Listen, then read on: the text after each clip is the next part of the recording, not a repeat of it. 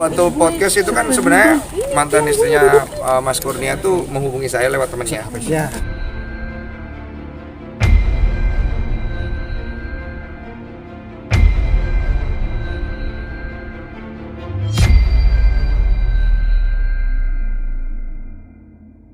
Dan kita sempat tanya, yakin mau disampaikan hal ini karena ini sesuatu yang bisa membunuh karakter seseorang.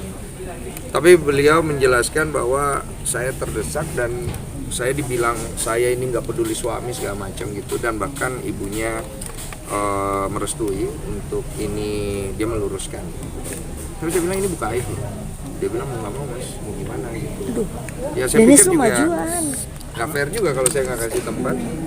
Akhirnya begitu beliau menyampaikan semuanya, saya sempat ragu juga, tapi beliau bawa bukti. Jadi saya kayak oke lah, saya bersimpati lah. Makanya saya sempat ngomong di akhir podcast bahwa kalau Mas Mega bisa datang ke tempat saya, yuk, saya juga bersedia pasti untuk meluruskan semuanya, membantu lah. Karena setiap manusia pasti ada baik ada buruk lah gitu ya. Dan kalau ditanya apakah benar 100%, hanya mereka yang tahu. Tapi biar bagaimanapun sebenarnya saya di sini tidak mau masyarakat melihat ini sebagai ajang pembenaran. Karena ketika ada perpisahan semuanya rugi, terutama anak-anak. Saya sempat ngobrol sama anak-anaknya, tapi saya nggak mau masukin di podcast karena menurut saya tidak pantas sekali anak-anak kalau masuk podcast untuk urusan masalah rumah tangga kan. Jadi saya ngobrol dan saya sempat bilang kepada mereka jangan sampai akhirnya mereka terluka dengan keadaan ini, karena tidak akan ada kebaikan yang nanti mereka akan terima. Karena biar bagaimanapun anak-anak itu yang paling ringkih akhirnya, karena di sini bapak, di sini ibu, ya kan, biar gimana pun yang mereka nggak ada nih kalau nggak ada bapak ibu gitu. Bang, tapi ada kekecewaan juga nggak sih dari kekecewaan juga sih dari orang tuanya si ceweknya ini, maksudnya kan mau jual gor katanya demi kesembuhan, demi 40 miliar demi kesembuhannya Kurnia gitu. Ya seperti yang kalian nonton aja itu. Kalau yang aku tangkap sih sepertinya ada lah pasti, biar bagaimanapun ya. Tapi kalau lebih jauh ke kecewa seperti apa, saya tidak tahu karena dia menyampaikan cuma sedikit aja.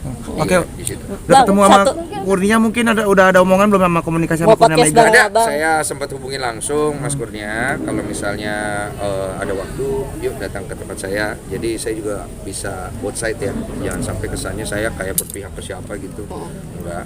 Dan beliau menyatakan kepada saya untuk sekarang ini tidak. Dan sepertinya yang saya tangkap, beliau kayak tidak mau membicarakan hal itu.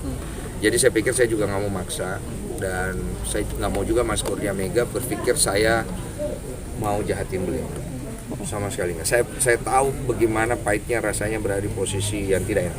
Bang Desu, mungkin gimana nih kan program kehamilan udah gagal, mau lagi coba lagi itu seperti apa sih? Untuk update. Apa sih?